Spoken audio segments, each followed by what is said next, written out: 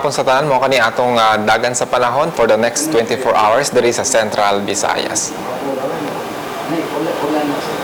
Sa pagkakaroon ni sulod na sa Philippine Area of Responsibility katong bagyo sa gawas kanihang alas 9:30 sa buntag ug nasigpatan kini sa gilayon sa 1,355 km silangan sa kasiguran Aurora ug may kakuson kini nga hangin nga 55 km per hour duol sa tunga ug iyang paghunos gaabot sa 70 km per hour.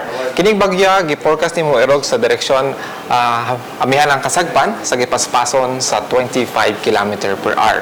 Base sa track kini, di ni siya mo duol sa kayutaan sa nasod but expected nga ang gihang extension sa circulation mo ni karon hinungdan nga maghatod sa mga katag-katag na pag-uwan o thunderstorm diri sa Central Visayas lakip sa Sugbo.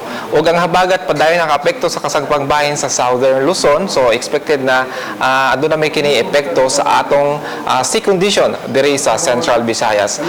Sa atong sea condition diri sa Central Visayas, aduna kita i-gale warning karon sa southern coast sa Bohol ug sa entire Siquijor ug sa eastern seaboard sa northern Samar, eastern Samar ug sa southern Leyte. So delikado sa atong mga kaigsuunan labi na kini nigamit na gagmay nga sakyanan ng pandagat.